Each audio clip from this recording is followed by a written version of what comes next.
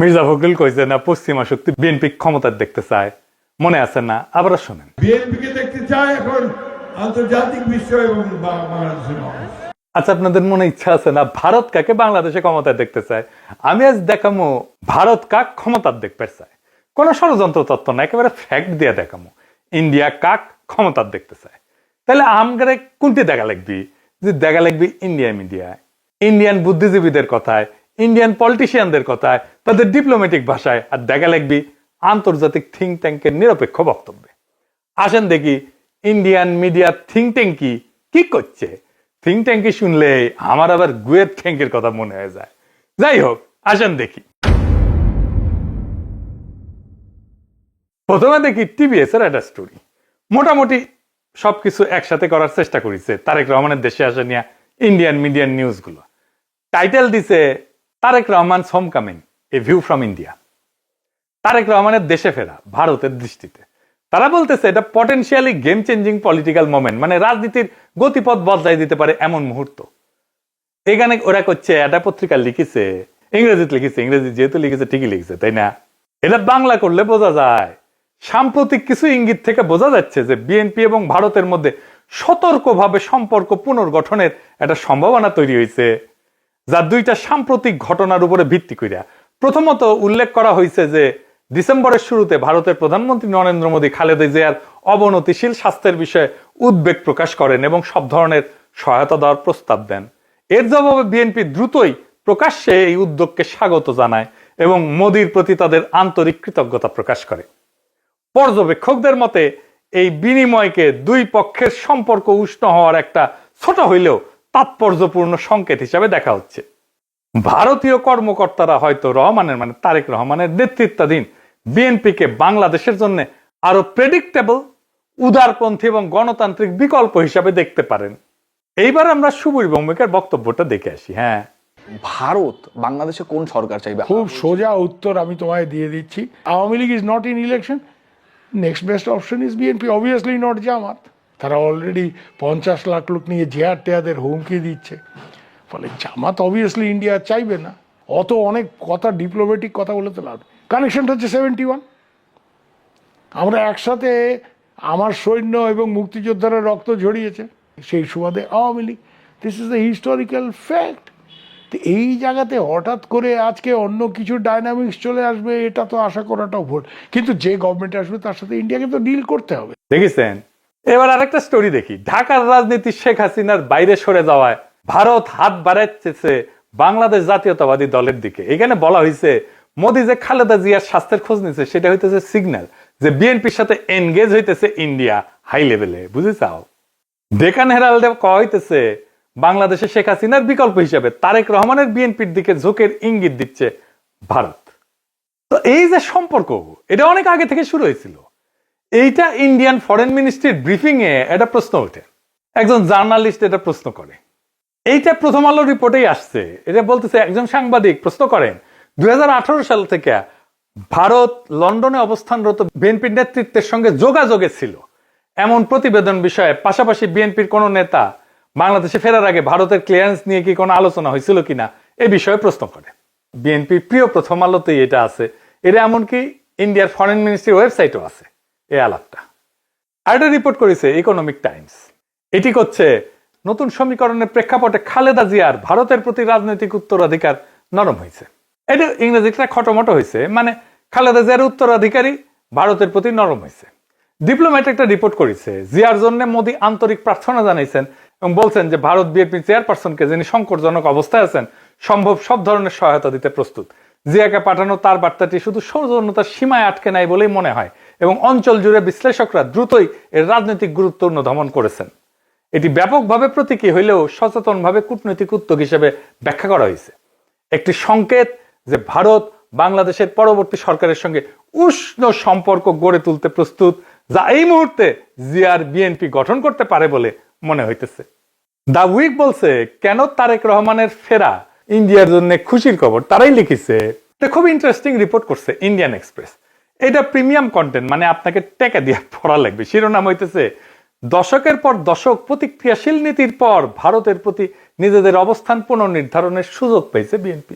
বাবা, মেলা সুযোগ দিছে, তারা কি এই মুহূর্তটি কাজে লাগাতে পারবে?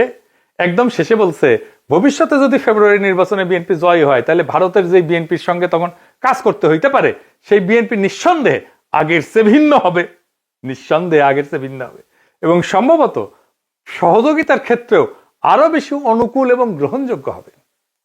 আবার একটা জিনিস কথা বলছে, খুব ইন্টারেস্টিং কথা। বিএনপি স্ট্র্যাটেজি ঠিক করে দিচ্ছে। বিএনপি এই পথে কতটা অগ্রসর হবে তা অনেকটাই নির্ভর করবে দলটির পপুলিস্ট আবেগকে তুষ্ট করার প্রয়োজন এবং একই সঙ্গে রাজনৈতিক পরিসরটা জামাতের হাতে ছেড়ে না দেওয়ার কৌশলগত হিসাবের উপরে।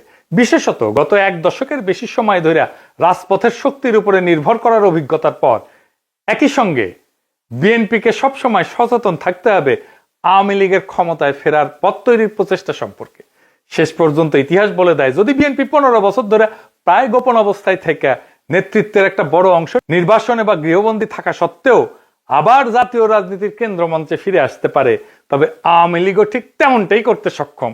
মানে বলে দিতেছে, মনে রেখো, আওয়ামী লীগ আবার ফিরে আসতে পারে। বাংলাদেশের রাজনীতিতে আওয়ামী লীগকে সমঝে ছিল। এবার দেখি ইন্ডিয়ানদের বিদেশি পোর্টালে কি বলছে বিএনপি নিয়ে। ইউরেশিয়া বলতেছে, ইংরেজি যেহেতু কয়েছে ঠিকই গেছে, তাই না? ভারত এবং বিএনপি উভয় উগ্র ইসলামপন্থী জামাত ইসলামীকে দূরে রাখার বিষয়ে আগ্রহী। এর লক্ষ্য হইল ভারত বাংলাদেশের সাথে ক্ষতিগ্রস্ত সম্পর্ক পুনর্গঠন করা এবং নিষিদ্ধ আওয়ামী লীগের রাজনৈতিক বৈধতা পুনঃপ্রতিষ্ঠার জন্য একটা সুযোগ সৃষ্টি করা। বুঝতে চাও? মানে আওয়ামী লীগকে আবার ফিরে আনার সুযোগ সৃষ্টি করার জন্য বিএনপির সাথে কাজ করবে ইন্ডিয়া।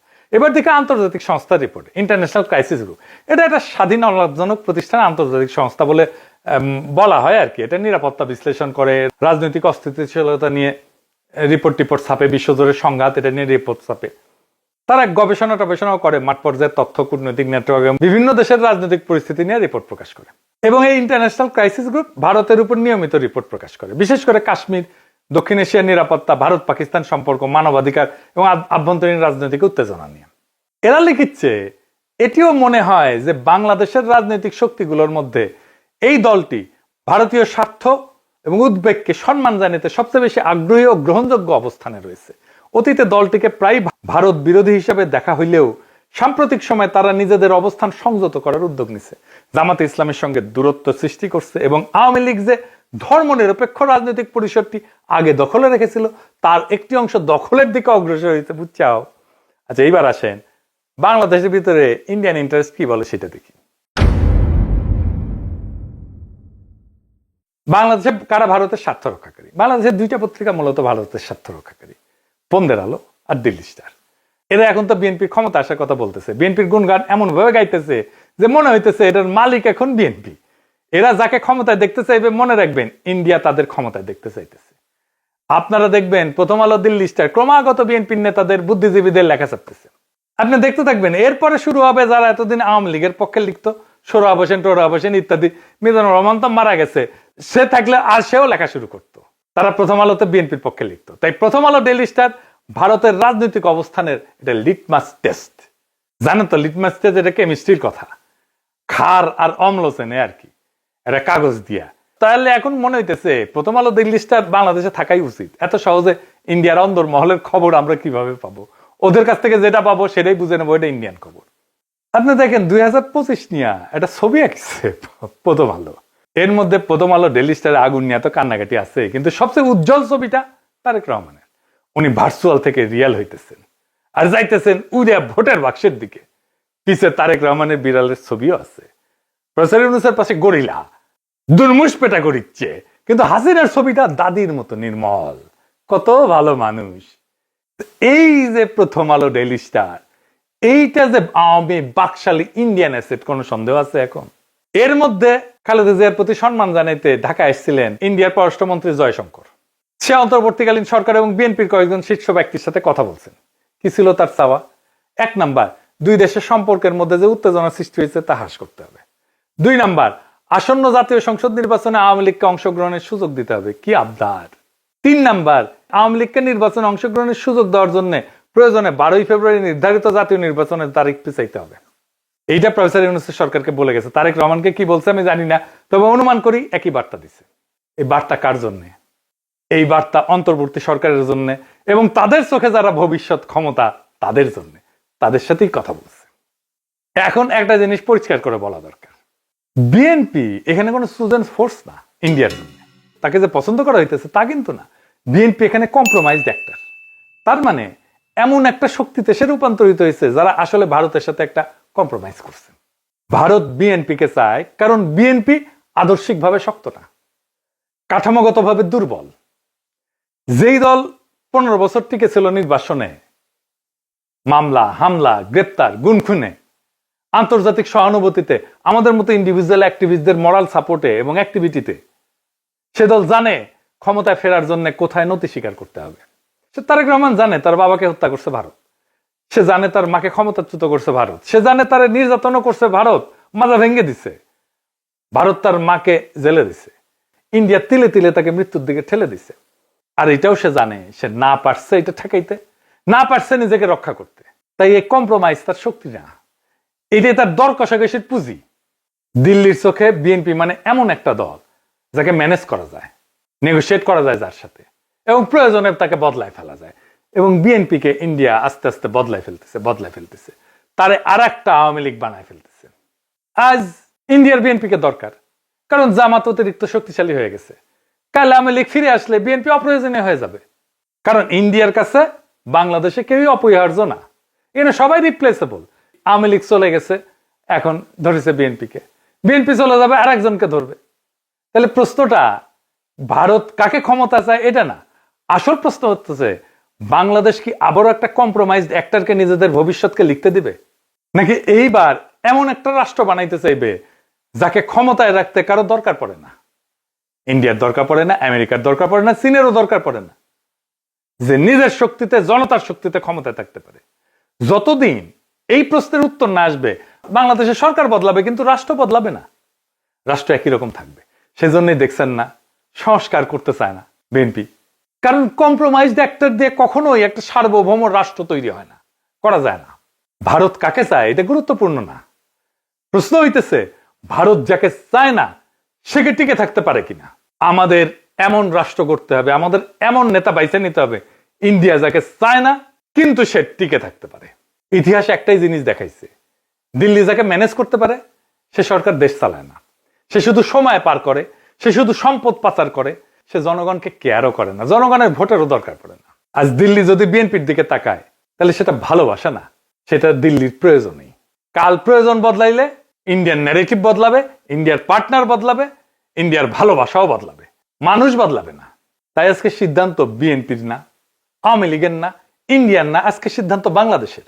আপনি কি এমন একটা রাষ্ট্র চান যে এইখানে সরকার ঢাকায় কিন্তু সেই সরকারের সার্ভাইভাল দিল্লিতে, নাকি এমন একটা রাষ্ট্র চান যাতে টিকায় রাখতে কারো প্রয়োজন পড়ে না সাহায্যের? এই প্রশ্নের উত্তর না পাওয়া পর্যন্ত বাংলাদেশে কোনো পরিবর্তন হবে না, শুধু ম্যানেজমেন্ট বদলাবে। আগামী নির্বাচনে ম্যানেজমেন্ট বদলানোর নির্বাচন না, এটা আসল পরিবর্তনের নির্বাচন, ইন্ডিয়ার বলয় থেকে বাইর হওয়ার নির্বাচন। সেই নির্বাচনে বিজয়ের লক্ষ্যে আগান। আমাদের বর্ষা বিপ্লবের অসমাপ্ত কর্তব্য সম্পাদন করতে হবে এবং আমরা এমন কাউকে ক্ষমতায় বসাবো না যাদেরকে ইন্ডিয়া পছন্দ করে, যাদেরকে প্রথম আলো পছন্দ করে, যাদেরকে দিল্লি স্টার পছন্দ করে। আমরা এমন কাউকে ক্ষমতায় আসবো যারা প্রথম আলো, দিল্লি স্টার, ইন্ডিয়া সবার চোখে চোখ রেখে বাংলাদেশের মানুষের সাথে লড়াই করতে পারবে। ইনকিলাব জিন্দাবাদ।